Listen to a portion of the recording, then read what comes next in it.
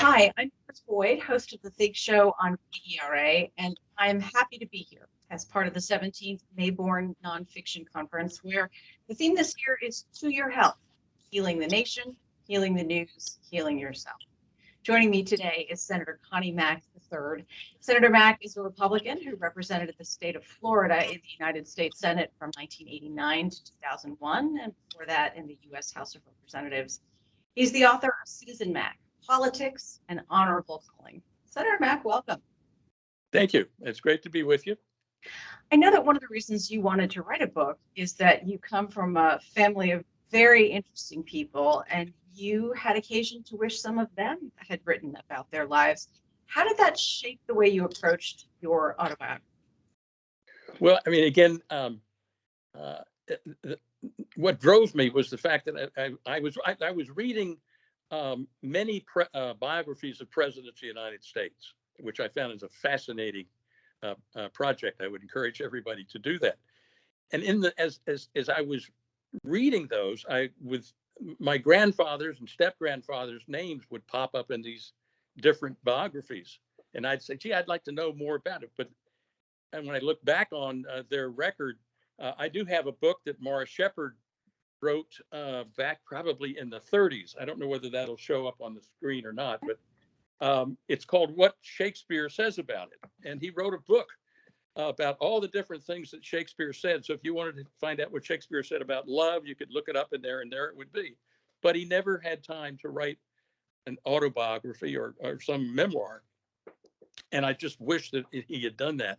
And that kind of said to me, well, I ought to, if I'm asking them to have done it, I ought to at least do it for myself. And when I say for myself, I'm really talking about my family, my kids, my grandkids. And in the future, if they would want to know a little bit more about their grandfather, they'd have an opportunity to do that. And that was kind of the seed, but there were a lot of other things that came into play. So your grandfather on your mom's side was a U.S. Senator, also your step-grandfather. On your dad's side was the Hall of Fame baseball player and manager that many people may have heard of and that you share a name with. I'm sure a lot of people have heard of them, but I'm not sure a lot of people know that both you and your father and grandfather and son have a different name on your birth certificates. Yes, that's quite true. But it is every now and then somebody will just kind of come forward and say, "You're Cornelius McGillicuddy, aren't you?" And they would put a big grin on their face, and they would say, "I'm one of those people who knows what your real name is." And yeah, so there's some interesting things over the years. Having two names can be a blessing, and sometimes a very crazy situation develops as a result of it. Was it ever an issue putting Connie Mack on the ballot? No, it didn't turn out that way. It's interesting.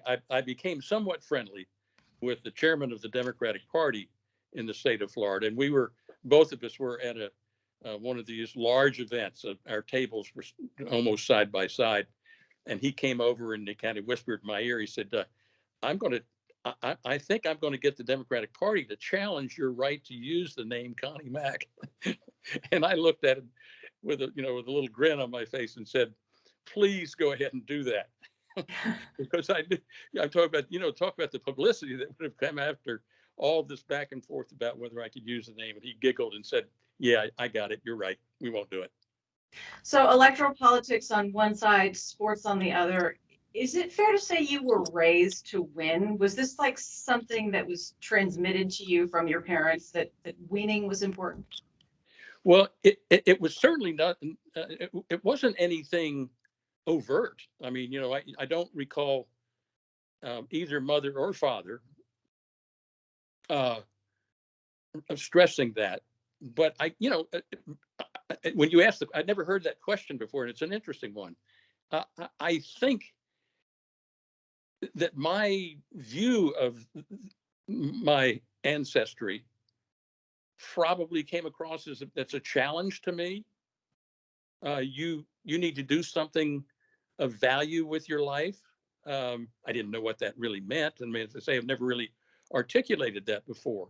But I think that the family history certainly was an encouragement to, I guess, take a risk. Maybe is another way, because making the decision to run for office was a big risk.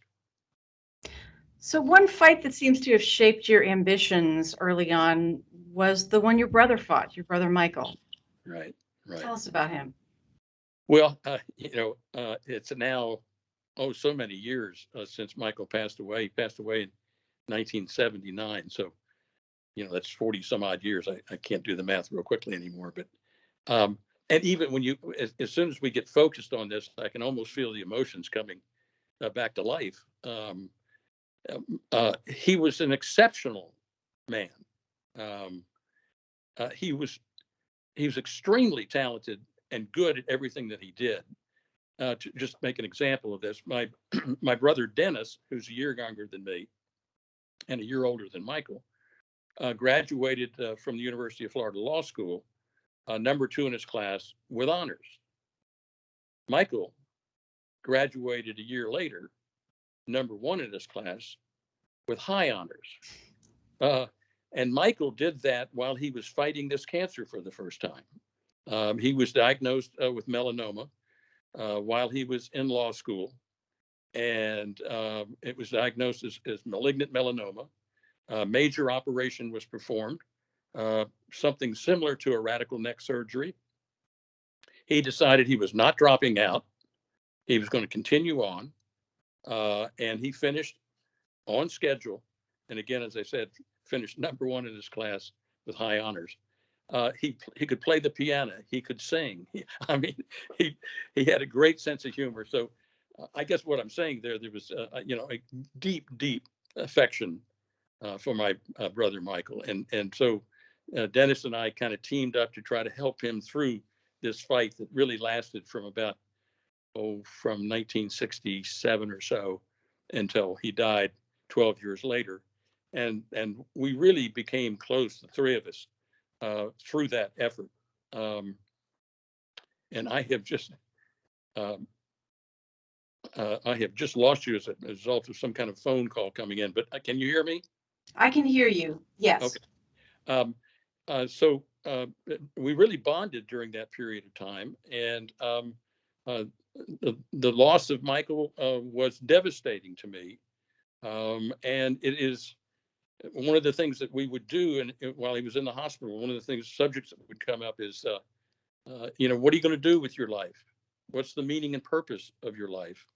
Um, and that was a lot of deep thought that lasted from when he died in, I think, April of 1979 for the next year and a half or so, as I really introspectively uh, looked into the future and, you know, how it came to be politics. Some people would say that's a terrible way uh, to react to the challenges of losing a brother, to be involved in politics. But for me, it just ended up being the right thing to do. And it was taking a risk. But I've come to the conclusion, without taking a risk, there's not much. Your future's limited if you're not willing to take risks. So you felt this call to public service. I know that having worked in the banking industry, you were also really frustrated by the regulatory climate at the time, Right. and the economy more broadly in the late 70s, early 80s. What did you hope you could change as a member of the House of Representatives?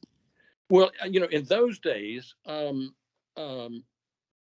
the campaign really focused on national defense and the economic side, primarily on the spending portion of federal activity. So it wasn't so much I'm going to change this in the banking community, or I'm going to change that in the housing market. It was more in the broader sense of things. And of course, the focus at that time was trying to get a balanced budget constitutional amendment passed. And so that was my initial focus when I went into the Congress in 1983. It's remarkable to think that the deficit that you were really alarmed by in 1983 was, I looked this up, $208 billion. Today it's $3.6 trillion. If you were in Congress right now, what would you do to fix that? Is it possible to move toward a smaller deficit only through spending cuts at this point? Well, good question. And knowing again from the background that I come from, I would have been saying that raising taxes is not the answer to this. If you raise taxes, you're going to slow economic activity. If you slow economic activity, your tax revenues fall. So if you're really going to solve the problem, it is clearly on the spending side. And notwithstanding all of the things that are being said today, there's people are talking about a new monetary policy, or I forgot the term that they use, but modern monetary policy, or something like. There's some basic things that just don't change. And when I hear people talking like, a new monetary concept, it's only a matter of time before that collapses. I mean, so again, I would be hard on the spending side. One of the things that I did when I was in the Congress, in the House, is I teamed up with Senator Phil Gramm, a Texan, who passed a law called the Gramm-Rudman Deficit Reduction Bill. Well, Dick Cheney and I introduced that bill into the House, and so we worked with Phil. He did 95% of the work and got that done, but it was all focused on spending reductions. And I would make the claim that those efforts, with some modifications on the tax side, no question about some modifications on the tax side, but very small, that combination eliminated the deficit and balanced the budget for the first time in I forget how many years. And the budget was balanced, I think, 3 or 4 or 5 years. I've forgotten the number. So I would be focused on the spending side. You say that running a campaign is like running a startup business. Can you talk about that? Yeah, sure. I mean, when you think about it, or as I think about it, when I made the announcement that I was going to run for the House, what I had concluded was that it was like running a small business. I had to raise capital to operate this small enterprise of an election. I had to develop a product which was fundamentally me and what I believe in. I had to come up with a marketing plan to get that message out. And I had to do all of that. I had to capture over 50% of the market in less than a year. Now, that's a pretty good challenge. And it just reminded me of that's what small business men and women go through. They take a commitment to start a new business, develop a new product. They've got to go through those and many other steps in order to be successful. Your dad was really against you running initially. What was that about? I've thought about that in the past, and I guess it probably wasn't until my son, Connie, said that he was going to run for office that I maybe fully had a better understanding of what my father went through when I told him I was going to run. But Dad's reaction was one of, he was adamantly opposed to it. And I think one of the things that was probably going through his mind was, again, he had a father-in-law who was a United States senator, who I'm sure watched all the things that happened to him while he was in office, and said, I don't want my son to go through that. It's an incredibly difficult life. You're exposed to attacks from everywhere about anything. It can be very harmful, can have huge effects on your family, your children. And I'm sure that, when I came to him kind of naively, now that I look back on it, and said, Dad, I'm going to run for the Congress. I was president of a bank, a small bank, but I from Dad's and that generation's perspective, You had made it. yeah, exactly. And, in fact, the idea was get yourself locked into a good business, a good company, good future, and everything will be fine. How could you turn away from that? How could you leave that? So it's the only time my father and I ever had a heated exchange. Your House colleague, Newt Gingrich, asked if you wanted to be part of this group he was forming to talk about policy. And I think his words were, we want to save Western civilization. And you thought anybody else would have been sarcastic saying that, but he meant it. What did you like about what he was trying to do? And what were those meetings like that he held? Well, what he was trying, I mean, yeah, to save Western civilization, and believe me, Newt meant that, and meant it in that broad a term. I had Newt and I became very close over the years, and at one time we were walking back to the Capitol to vote, and it was one of those kind of kind of special moments when you're uh, walking towards that beautifully lighted Capitol dome in the background. And I said to Newt, what drives you? I mean, I'm a fairly hardworking guy. I mean, I get up early in the morning. I'm in the Capitol at 7 o'clock in the morning, and I, maybe don't get home at 8:30 or 9. But when I would leave to go home, Newt would go back to his office and prepare all of the papers that we would need for tomorrow. I mean, the guy was unbelievable. And so he told me about the story about when his father took him to one of the battlefields in World War I, and he saw the just millions of bones that were stacked up. And that, he said, that is that's my concern, that can happen to another generations, that people could lose their freedoms. And he was committed to the defense of freedom, support of capitalism, and so forth. And so I wanted to be part of that. I certainly couldn't have articulated that when I ran in '82, but as I became more and more involved, my view of the world grew, and I was really captivated by by Newt's uh, energy and intellect. I mean, it's just an amazing, amazing man. And the meetings that we would have, again, very interesting.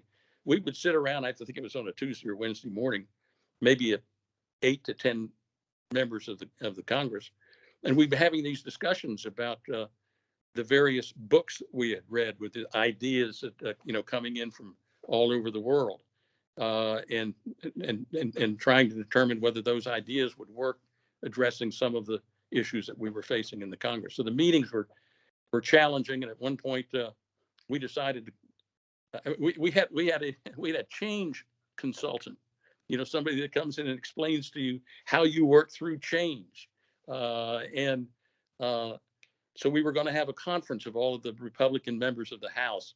And one of the things we had to figure out is, how are we going to get, I don't know whether it was 180 members, how are we going to get them to change what goes on? Our belief was that the Republicans had gotten to the point where they had pretty much accepted being in the minority for decade after decade after decade. We needed to break that attitude, and we needed to say we can become the majority party again. And to do that, here are the things we need to be engaged in. So those were, that was the basis for the creation of the Conservative Opportunity Society. So you described Gingrich as gaining energy through confrontation. A lot of people think he had a lot to do with sort of changing the climate on Capitol Hill. Uh, Certainly there were things gained. Some people think there were things lost. Do you have any regrets about the loss of sort of decorum that exists among colleagues across the aisle?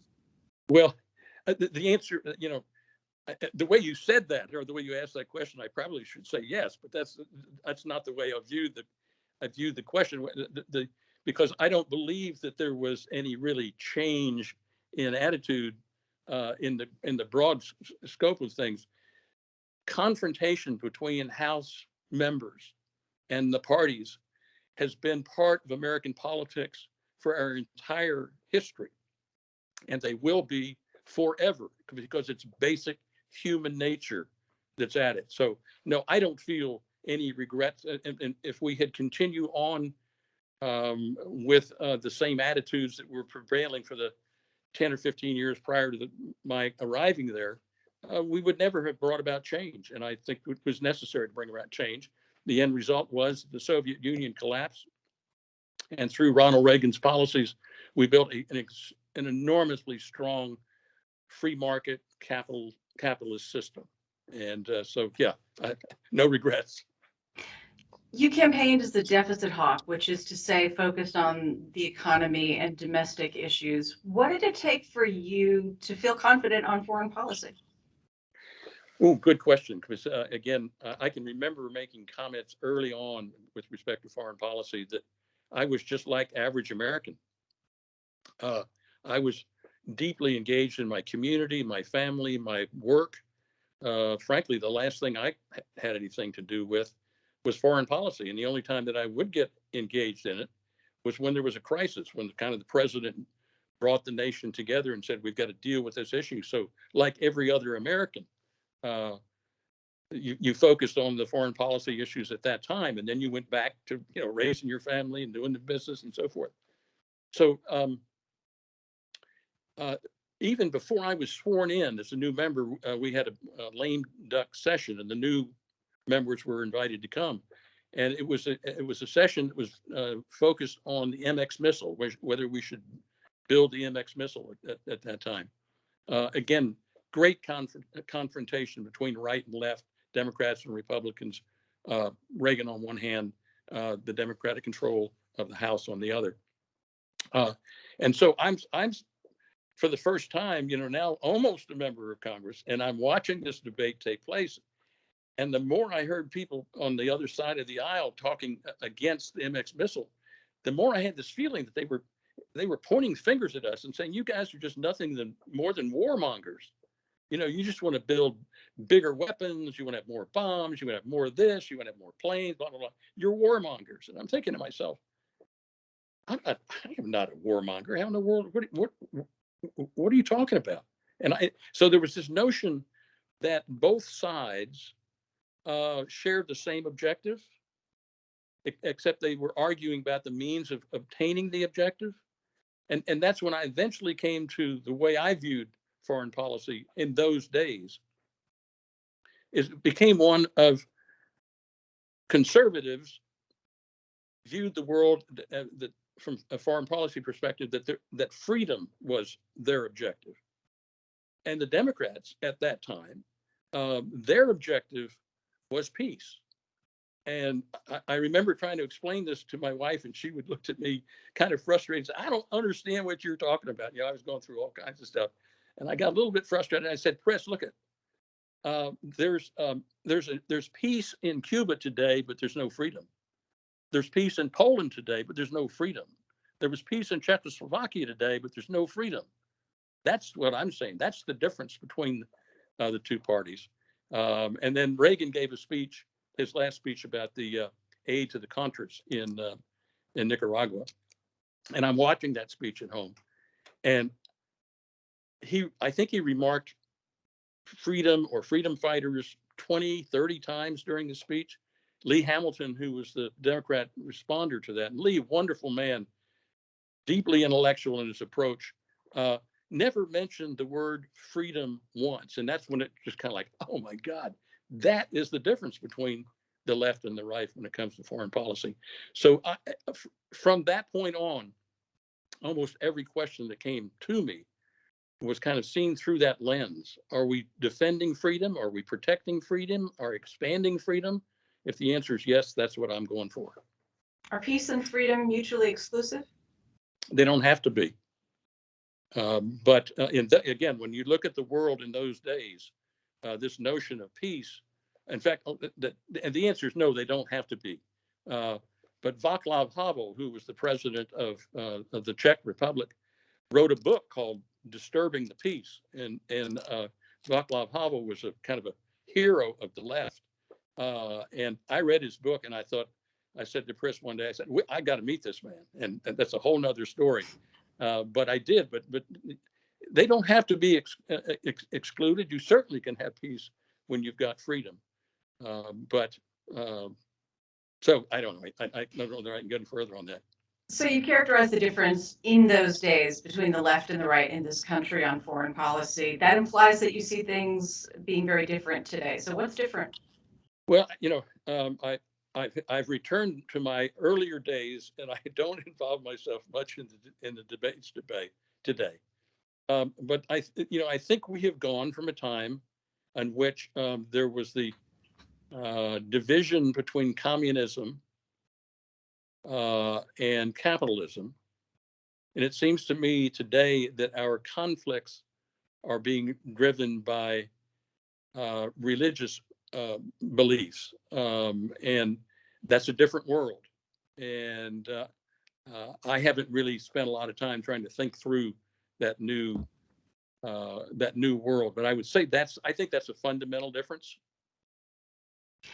What advice did Richard Nixon give you as you were preparing to run for the Senate?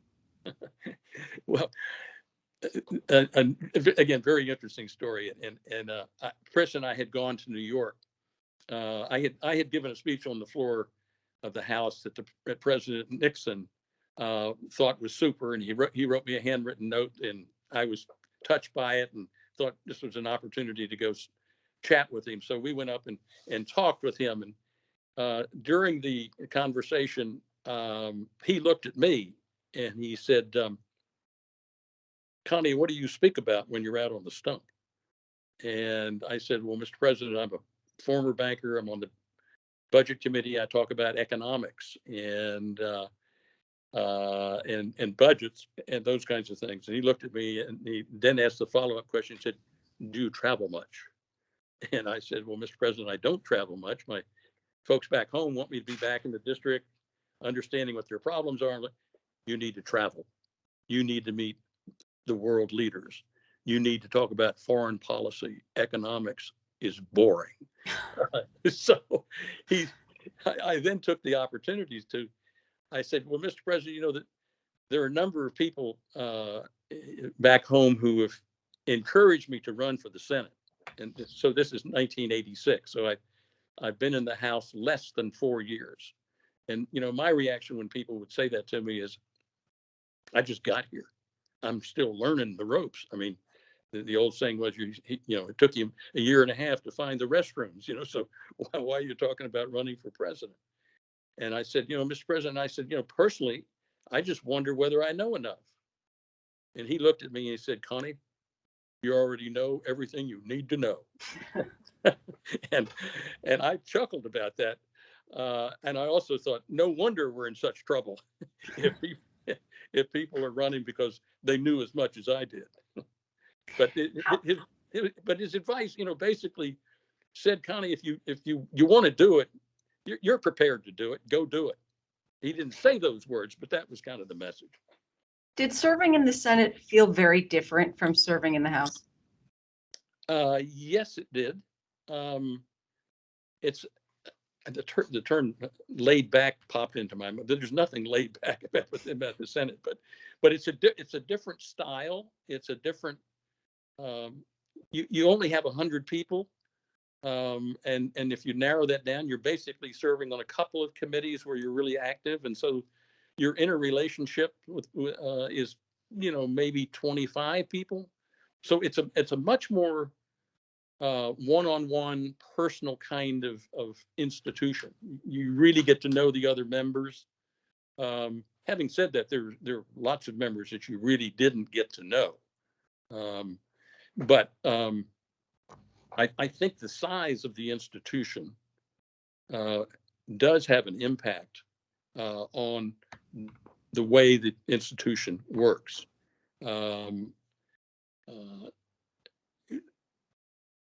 Beyond, I mean, the politics, the Constitution was changed in roughly 1916, I think, where the Senate members were directly elected by the voters, where prior to that, senators were appointed by the state legislature. So you had an entirely different kind of election process that took place back in those days. Now, members of the Senate are voted every 6 years instead of every 2 years, but the process is fundamentally the same. So that makes the institutions a little bit more alike than in the past. There's a sense that there's things that are kind of reserved for the Senate to deal with. Nominations, the Supreme Court, those kinds of things. So there's a sense of an elevation to the institution, which my former House colleagues would hate me saying that. But yes, it's a different place, and more happens as a result of one-on-one kind of relationships.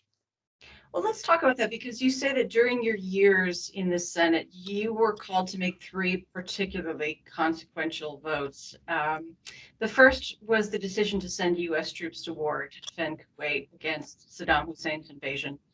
You say it might have sounded like an easy decision, but it was not one for you. So what weighed on you? What was that? I'm sorry. What weighed on you in making that decision? Here you're talking about, having a direct effect on life and death, and to put that into context, back in those days, CNN was about the only only network beyond the three majors, and it dominated the news quite a bit in those days. Um, they had all kinds of reports about the expectations of the deaths that would occur as a result of a war with Saddam Hussein. One of the numbers that sticks in my mind, it was 80,000 body bags were ordered. That sends a shudder through your system, emotionally, physically. I mean, and so having to think through all of those issues and knowing the potential for the loss of life is different than almost any other decision that you make. So it was that, that was the most significant vote that I cast in all the years that I was in the Congress. Um, Took seriously lots of other issues, but that one, it's so focused on. I mean, things can so spiral out of control. Could it lead to nuclear war? Could it lead to world war? How many thousands of deaths would it? Yeah, it's just an enormous set of potential uh, uh, results. Another important vote for you was the one to confirm Justice Thomas to the Supreme Court. And you felt like this was particularly important given that a lot of conservatives were disappointed with the confirmation of Justice Souter before him. What made you regret the vote to confirm Souter? He was, well, he was not who he said he was, or maybe it would be fair to Souter to say he is not who Warren Rudman and John Sununu. Warren Rudman was a senator from New Hampshire. Sununu was a governor of New Hampshire, and was, I think at the time, chief of staff for President Bush. And they convinced conservative Republicans in the Senate, oh, that these guys are strict constitutionalists and so forth. And it turns out, Souter was anything but that. So I guess the reason I would call it disappointing is twofold, I guess. One, because Souter just didn't turn out to be who he was sold to be. And the second part was being duped by some of my colleagues who clearly should have known, and I think did know. In fact, Warren Rudman, I think, wrote an op-ed piece. I don't know where it was, the New York Times, Washington Post, in which he kind of bragged about how he pulled the wool over his colleagues' eyes. Has Justice Thomas's record on the Supreme Court played out as you might have hoped, broadly speaking? Yeah, I think it has. I mean, obviously, I haven't watched every decision over all these years, but I'm very proud of the job I think he's done, and pleased with the vote that I cast. One of the kind of the side comments about that I mentioned in the book, my father and I were taking a walk together one morning, and during this whole episode, and he said to me, he said, Connie, he said something like, I never would have guessed that I would have been embarrassed to tell somebody that my son was a member of the United States Senate. So that was kind of a cutting comment, but I understood what he was saying. Another vote that was important to you, and one that you do not regret, was the one to convict President Clinton in his impeachment trial. To be clear, you say that although you were appalled by his sexual misconduct, your problem with his behavior was that he committed perjury. Yeah, I think that's when you get right down to it, and the way he manipulated the legal system to defend himself from all of these other claims that were being brought against him, and he perjures himself in that process. Yes, I thought that was clearly an impeachable offense. Did the impeachment proceedings against President Trump feel materially different to you from the ones lodged against President Clinton? Well, just kind of a gut reaction on that one. I think the answer is yes, in the sense that it appeared from everything the Democrats did leading up to and after the election was from the beginning, we're going to impeach Trump, and it seemed like that facts and situations had no impact on the thinking, and so I think that it's so politicized, and then I think eventually it is trivialized, the impeachment process. That's what kind of worries me going forward. Now, there are many times over the years. One of the things that came out in reading the presidential biographies, presidents were kind of always threatened, or it was implied, that the Congress may try to impeach you if you do this or that, but it never happened. Well, now, with the Clinton impeachment and the Trump impeachment, you kind of have opened the doors, and you kind of ask yourself, then, does impeachment have the same power that it had in the past? And I think the answer, unfortunately, is probably no. Do you think we'll continue to see a lot more impeachment proceedings brought against different presidents over time? Well, I would hope that we don't. I would hope that we would get back to a time of saying impeachment is the ultimate tool, if you will, of the legislature to have an effect on the presidency, and it should only be used in the rarest of times. But again, that I'm afraid it's going to be driven going forward by human nature. And once you have kind of made this an easy thing to do, that when I said that, I was trying to think back. What was the impact of the Republicans trying to impeach Clinton?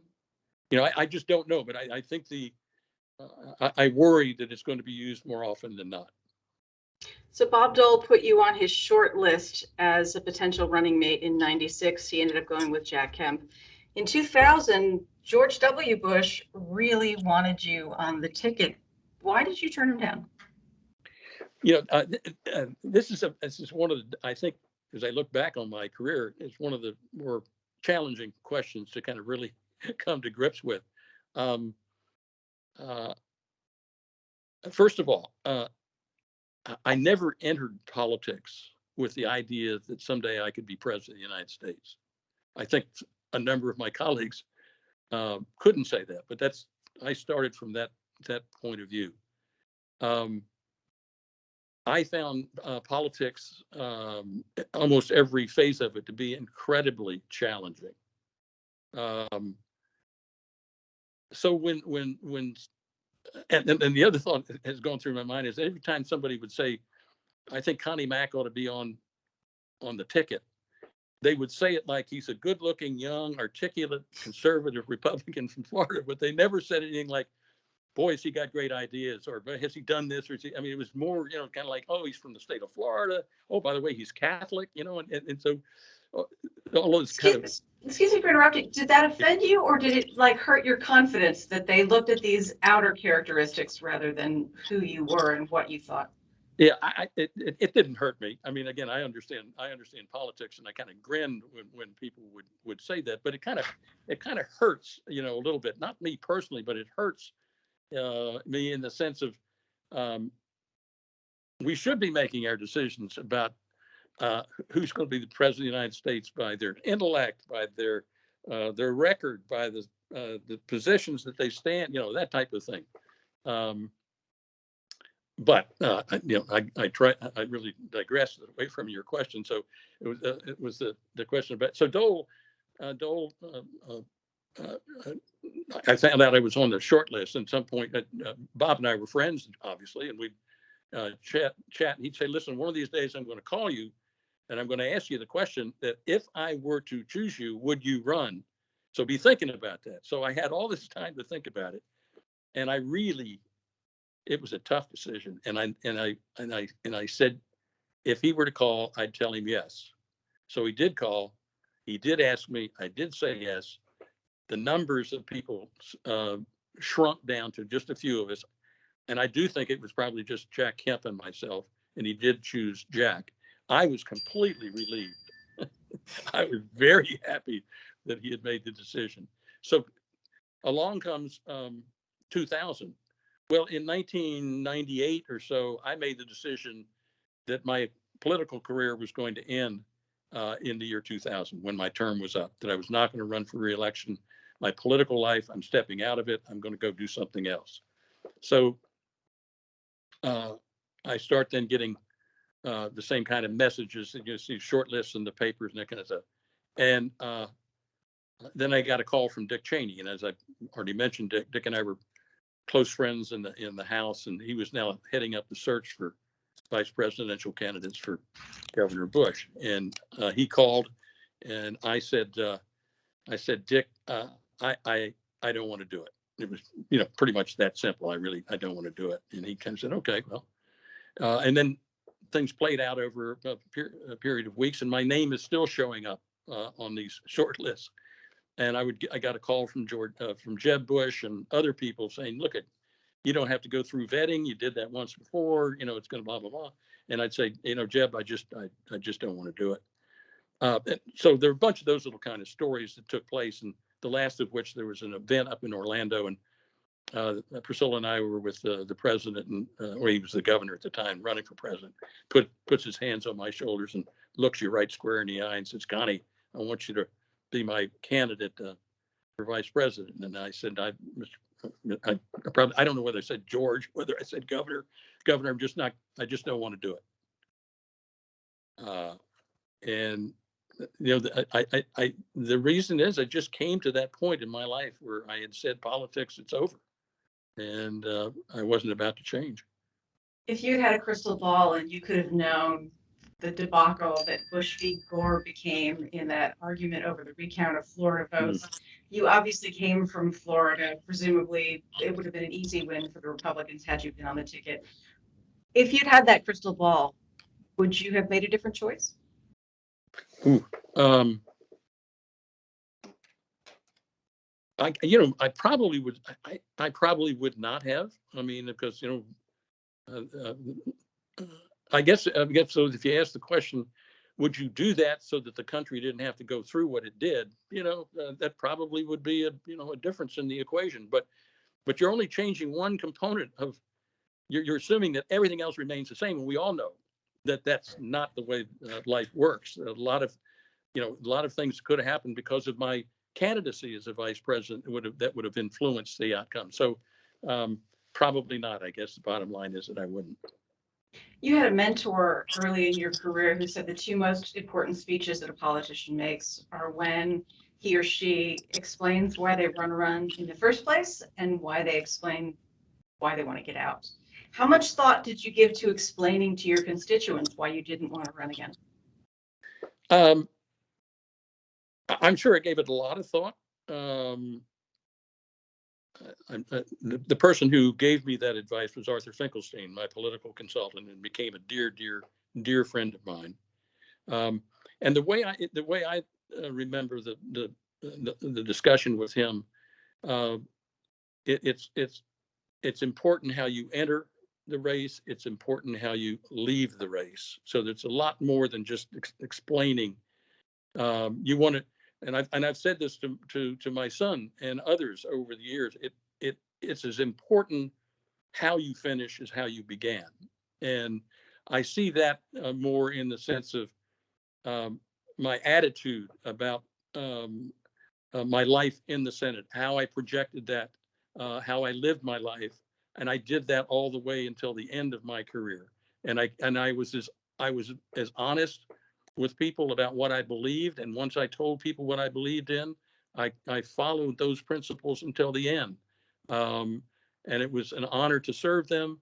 But like the Roman general Cincinnatus, when the job is done, it's time to step down and time to go home. And I felt very comfortable about that. You've had quite a third act. You've been working actively in raising funding for cancer research and making sure that progress is being made. For folks who haven't followed your career since you stepped away from the Senate, talk about that third act. Well, it was a very interesting life, because I've now actually using the term retired, even though I'm still active in some things. But I was involved in a lot of corporate boards, and of course the Moffitt Cancer Center, where we have done remarkable work in the fight against cancer, which really ties right back in to, again, the motivation for running, my brother Michael's death. And the interim in there is that I met in Dr. Steven Rosenberg. I read his book, Transform Cell. It changed my whole view of the way we should be investing in medical research with respect to cancer. Immunotherapy was not a method that we were using in those days. And I felt strongly that that should be and could be. And we raised a lot of money. A great, great Texan by the name of Don Adam, College Station, Bryan, Texas, friend of mine, made a major commitment to the fight against melanoma, and again helped change the world of cancer research, specifically having to do with melanoma. And as I have told Don over these years, his commitment to that research has saved thousands of lives. There are people like my brother Michael.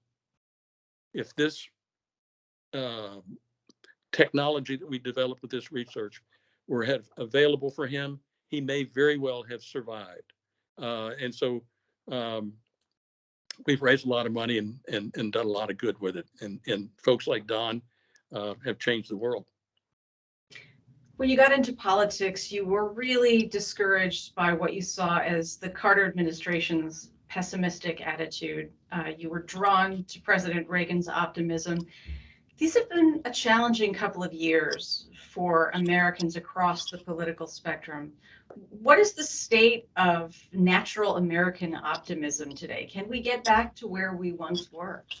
I think so. And again, I just continue with my optimism. I just believe that the history of the nation is so powerful, and driven by some pretty fundamental principles that if we go back to that or stick with it or find it again, and whatever the right term is, that certainly we can see an optimistic future. Right now, things, and I guess that's one of the things that I'd say to folks that they're listening, is that while people will say to you, "Oh, I wish we could go back to these times, these wonderful times," there were not a lot of wonderful times in the history of this country from that perspective. There was always a conflict. There's always been a fight between more government and less government. And that'll go on forever, I think. And so, for those who agree with what's going on today, um, they've got their champions. For those of us who don't agree, we are, I think, challenged to become even more involved and more committed to the principles of less government and more freedom. And I think if we could get back to those kinds of conversations, we could encourage people and give them optimism about the future. What did you learn about yourself by writing your own story? Uh,